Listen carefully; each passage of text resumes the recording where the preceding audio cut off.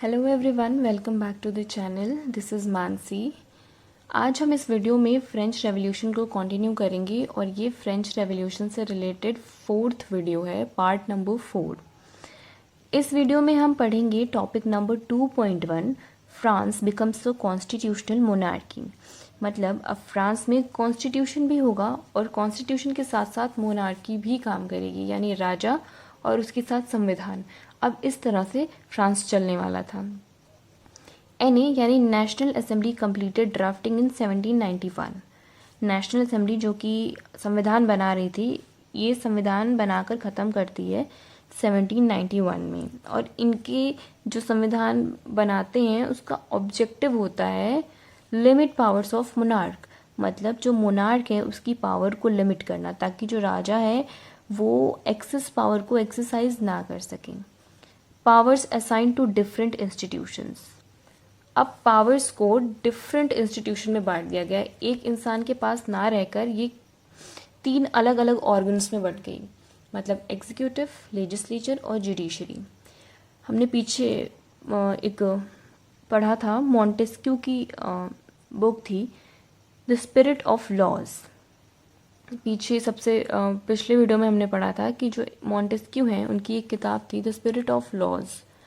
उसमें इन्होंने ये गवर्नमेंट के ये तीनों ऑर्गन्स को एक्सप्लेन किया था। इन्होंने सेम यही चीज़ को अडॉप्ट किया। एग्जीक्यूटिव, लेजिस्लेचर और जुडिशरी, ये तीनों ऑर्गन्स को इन्होंने अपने फ्रांस के कॉन्स्टिट्यूशन में लिया। How the new political system worked. अब ये जो न्यू पॉलिटिकल सिस्टम था वो काम कैसे कर रहा था। जुडिशरी, एग्जीक्यूटिव एंड लेजिस्लेचर, ये 3 पार्ट्स में तो बटा ही हुआ था, पहले से ही हमें पता है। लेकिन अब हम देखते हैं कि ये किस तरह से काम करेगा। ये जो वोटिंग राइट्स किनको हैं किन्हें नहीं हैं, तो 2 टाइप के सिटीजन्स हमें देखने को मिलेंगे। पहले एक्टिव सिटीजन्स, दूसरे पैसिव सिटीजन्स। एक्टिव सिटीजन्स वो होंगे जिन्हें वोट करने का हक होगा, मतलब वो वोटिंग के हकदार हैं। अब इनकी एलिजिबिलिटी क्या होनी चाहिए। Entitled to vote about 4 million of a population of 28 million. मतलब 28 मिलियन में से केवल 4 मिलियन लोगों को वोट करने के लिए एलिजिबल माना गया। Who paid taxes equal to 3 wages of labourers veg.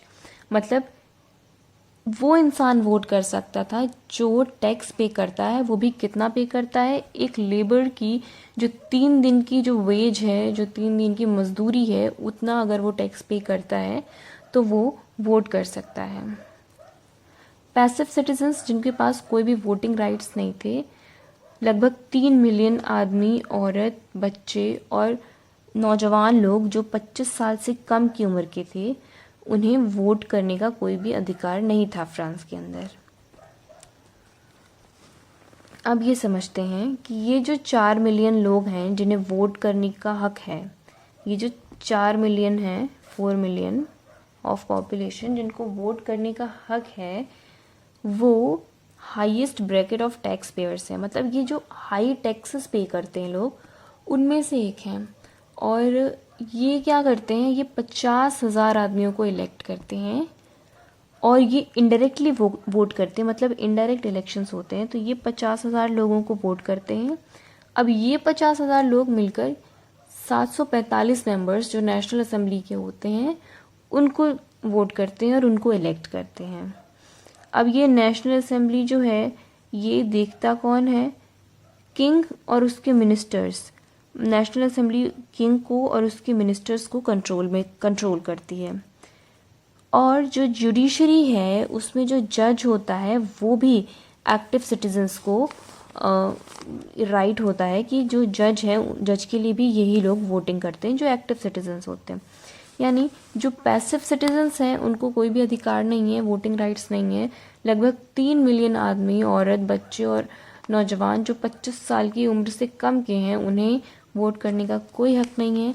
Active citizens केवल 4 मिलियन हैं 28 मिलियन की पॉपुलेशन में से, जो कि उतना टैक्स पे करते हों जितना कि एक लेबर की 3 दिन की वेज होती है।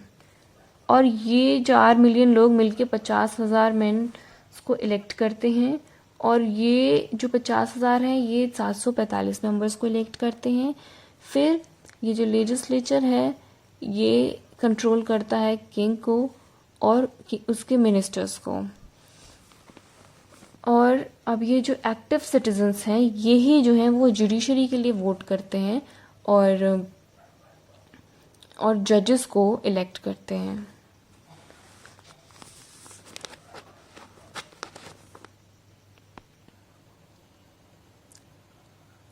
अब ये जो फ्रांस का कॉन्स्टिट्यूशन है starts with rights of main and citizens, यानी मेन एंड सिटीजन्स। औरतों का यहाँ पे भी कोई नामो निशान नहीं है, कोई हक अधिकार औरतों को भी नहीं दिए गए। बस जो अमीर आदमी थे, जो थोड़े से वेल्दी पढ़े लिखे आदमी थे, उनको अधिकार दे दिए गए हैं। बाकी अभी भी औरतों को कोई अधिकार नहीं मिले हुए हैं। लेकिन इसकी एक अच्छी बात ये थी इनके कॉन्स्टिट्यूशन की, जो बेसिक राइट्स होने चाहिए सबके पास वो थे right to life, freedom of speech, freedom of opinion, equality before law, जो कि बहुत ही नेचुरल से राइट्स होते हैं और ये सबको मिलने ही चाहिए।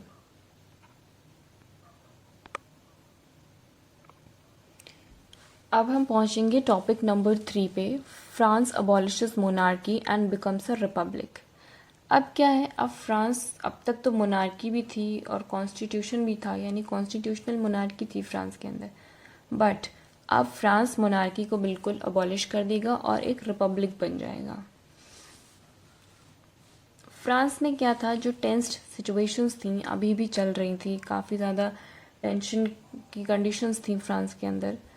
लुइस 16 साइन द कॉन्स्टिट्यूशन, और मजबूरी में आके जो लुइस 16 थे इन्होंने कॉन्स्टिट्यूशन पे साइन भी कर दिया।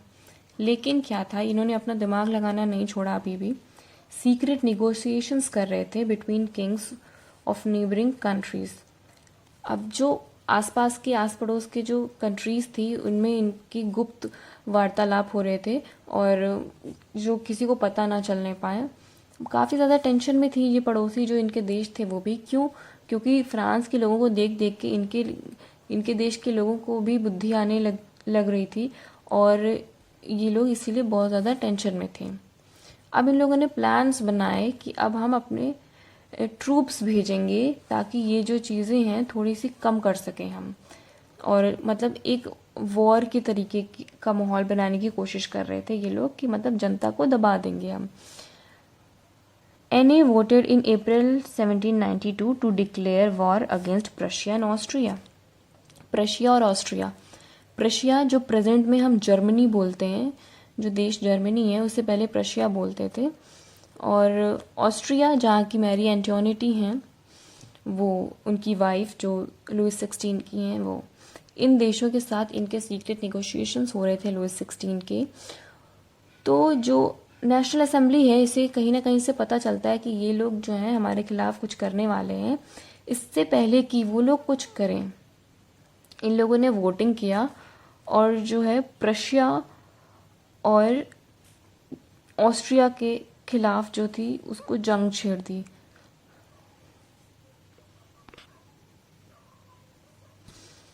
अब क्या था कि अब जब जंग छिड़ गई तो इन लोगों ने पेट्रियोटिक सॉन्ग जिसको लिखा था रॉगेट डी एल इसल ने, सॉन्ग का नाम था मर्सिलीज। मर्सिलीज अब फ्रांस का नेशनल एंथम है। जैसे जनगण मन हमारा नेशनल एंथम है, ये 1911 के कोलकाता के सेशन में गाया गया था, उसी तरह से ये मर्सिलीज जब गाया गया था उसके बाद इसे फ्रांस का नेशनल एंथम बना दिया गया। अब वॉर जो हो रहा था इसकी वजह से जो इकोनॉमिक कंडीशंस थी जो लोगों की फ्रांस के, वो बहुत ही ज़्यादा कमज़ोर हो गई थी और इकोनॉमिक डिफ़िकल्टीज़ को लोग झेल रहे थे। Men were away, women took the charges. अब जब आदमी जंग पर चले गए तो जो औरतें थीं इन्होंने कार्यभार संभाला, मतलब बच्चों को खिलाना पिलाना, कमाना और इस तरीके की चीज़ें करके इन्होंने अपना घर चलाया। The constitution of 1791 gave rights only to rich. अब ये जो कॉन्स्टिट्यूशन था 1791 का, इसका सबसे बड़ा ड्रॉबैक ये था कि इसने सिर्फ अमीरों को हक दे रखे थे। So the revolution had to go ahead, इसलिए जो क्रांति थी उसको आगे बढ़ाना पड़ गया। Political clubs became important. France में क्या था कि छोटे छोटे क्लब्स बना रखे थे लोगों ने, और क्लब्स बनाते थे और अपनी मीटिंग्स करते थे। तो इनमें से सबसे ज़्यादा जो मोस्ट सक्सेसफुल क्लब था वो जैकोबिन क्लब था। जैकोब एक जो संत थे फ्रांस के, उनका नाम था, तो उन्हीं के नाम पर ये नाम रखा गया Jacobin club. Members of Jacobin club, अब जो जैकोबिन क्लब के जो मेंबर्स थे वो कैसे थे, कौन थे, ये देखते हैं। मेंबर्स ऑफ जैकोबिन क्लब जो थे वो लेस प्रॉस्परस थे, मतलब जो थोड़े गरीब टाइप के लोग थे वो मेंबर्स थे जैकोबिन क्लब के, जैसे small shopkeepers, artisans, shoe makers, pastry makers, watch makers, servants, daily wage workers etcetera. ये लोग जो थे वो जैकोबिन क्लब के मेंबर्स थे। अब जैकोबिन क्लब के जो मेंबर्स थे उनका जो क्लोथिंग स्टाइल था बड़ा अलग सा था। ये जो लॉन्ग स्ट्रिप्ड ट्राउजर्स पहनते थे, मतलब धारियों वाली जो पैंट्स होती हैं उनको पहनते थे, डिफरेंट फ्रॉम फैशनेबल सोसाइटी। अब फ्रांस जो था बहुत ही ज़्यादा स्टाइलिश देश माना जाता था आज भी और तब भी। इन लोगों का पहनना ओढ़ना खाना पीना बहुत ही अलग होता था और बहुत स्टाइलिश टाइप के लोग होते थे यहाँ पे। नोबल्स, नी ब्रीचेस। अब ये जो नोबल्स थे, हम लोगों ने बहुत सारी मूवीज़ में देखा है कि जो नी ब्रीचेस, जो घुटनों के नीचे तक के बिल्कुल टाइट फिटेड शूज़ टाइप के जो ब्रीचेस होते थे वो पहनते थे लोग। इन लोगों ने, जो जैकोबिन क्लब के जो मेंबर्स थे, इन्होंने उसको अवॉइड किया। अब Jacobin came to known as sansculottes. Sansculottes का मतलब होता है विदाउट नी ब्रीचेस। सेंसकुलोटस का मतलब होता है विदाउट नी ब्रीचेस, वो लोग जो नी ब्रीचेस नहीं पहनते। तो जैकोबिन के लोगों को अब सेंसकुलोटस नाम से जाना जाने लगा। सेंसकुलोटस men were in addition the red cap symbolized liberty। अब इन लोगों ने जो ट्राउजर्स पहने और नी ब्रीचेस को अवॉइड किया, उसमें इन्होंने एक रेड कैप को भी ऐड किया जो कि लिबर्टी को सिंबलाइज करती थी। Summers of 1792, Jacobin planned an insurrection of a large Parisian who were angered by short supplies and high food prices। अब इन लोगों ने, जैकोबिन क्लब के लोगों ने एक विद्रोह को प्लान किया, मतलब एक रिवॉल्ट करेंगे इन लोगों ने ऐसा सोचा और प्लान किया। और 10 अगस्त को ये पैलेस ऑफ ट्विलरीज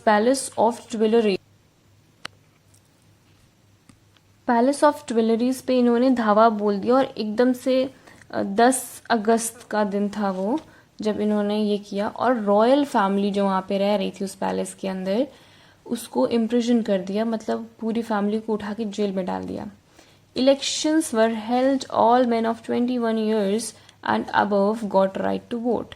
अब फिर इलेक्शंस जब होते हैं तो जो 21 ईयर्स के जो भी मैन होते हैं उनको हक दे दिया जाता है। अभी भी औरतों को कोई भी हक नहीं मिल रहा है वोट करने का, बस आदमियों को ही हक दिया जा रहा है। अब जो 21 ईयर्स के जो लोग हैं और अबव 21 ईयर्स, उन लोगों को वोटिंग राइट मिल चुका है। Newly elected assembly convention 21 September 1792 abolishes monarchy, France becomes a republic। अब 21 सितंबर को जो वहाँ की मोनार्की है उसको अबॉलिश कर दिया जाता है। 1792 21 सितंबर को फ्रांस की मोनार्की को अबॉलिश कर दिया जाता है और फ्रांस बिकम्स रिपब्लिक। फ्रांस को एक रिपब्लिक बना दिया जाता है। Louis 16 sentence to death. अब लुइस 16 को इन लोगों ने क्या किया, फांसी की सज़ा दी, और मतलब मौत की सज़ा दी। Charge of treason. ट्रीजन का मतलब होता है देशद्रोह की सज़ा में इनको फांसी दे दी गई। लुइस 16 को 21 जनवरी 1793 जैन 21 1793 को पब्लिकली इनको एग्जीक्यूट किया गया डी ला कॉनकॉर्ड में। Thanks for watching the video. अगले जो पार्ट्स हैं, अगले टॉपिक्स जो हैं वो नेक्स्ट वीडियो में आएंगे। Till then keep watching and keep learning. Bye bye.